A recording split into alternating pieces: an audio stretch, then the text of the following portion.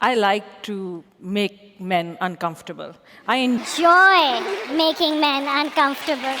So the untitled Rey movie is set to release in 2026, and it's going to be set 15 years after the rise of Skywalker. But the director attached to this film really seems to dislike men. She stated in an interview that she's the first woman and first person of color to direct a Star Wars film. And I quote, "We're in 2024 now. I think it's about time we had a woman come forward to shape the story in a galaxy far, far away." And yes, she was referring to herself in the third person. I think this is because she doesn't want to directly say she's the solution to Star Wars, but she's indirectly saying it. One thing that I don't really understand, and I believe a lot of people don't really understand, is that people really celebrate when they're the first person to do this or the first person to do that. No matter what background, race, gender, you have the ability to create compelling stories. So back to her saying that Star Wars needs female-led stories.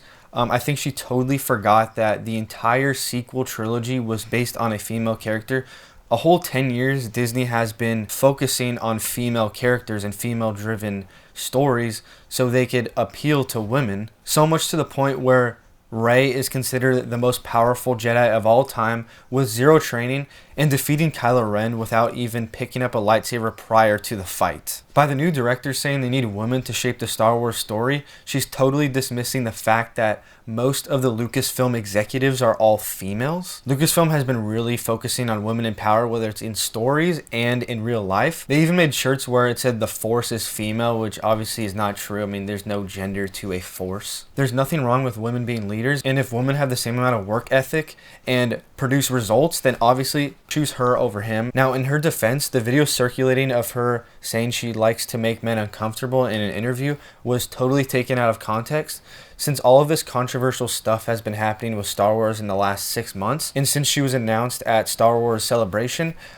they just brought this video up from 8 years ago about a documentary she did on the attacks on women in Pakistan. But what's so controversial about her being the next director for the Star Wars movie is she's an activist filmmaker. We all think it's going to be a recipe for disaster. Let's take a look at her filmmaking process as an activist. My body of work over the last 20 years has been guided by my activism, and every single piece of work that I've ever created has a piece of activism in it. It could be very overt or it could be covert, but it is there. The real question is, if Patty Jenkins isn't qualified to direct the new Star Wars film because she was recently supposed to be on the project but she got turned down, then why is Sharmeen qualified with no big budget feature film experience? She's only done documentaries. She was not really hired as a director, she was more cast. She just fit the 2024 director description as a woman of color. This isn't the first time Disney has hired an inexperienced director.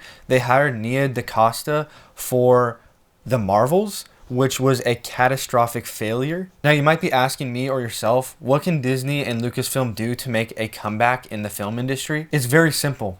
Make movies to entertain, not to push personal messages and political ideology on your audience. It's totally okay to convey a certain message in a documentary because that is for a specific target audience, but for something that is the biggest franchise in history, that is fiction. People go to the movie theaters to escape reality for a short few hours, and by Disney putting all the problems that we have in life into their films, it just takes us back into reality and really ruins the experience for us. And mainly Disney makes movies for kids, so this is the worst way of spreading these messages. Right now, if you're watching this, give indie films a try.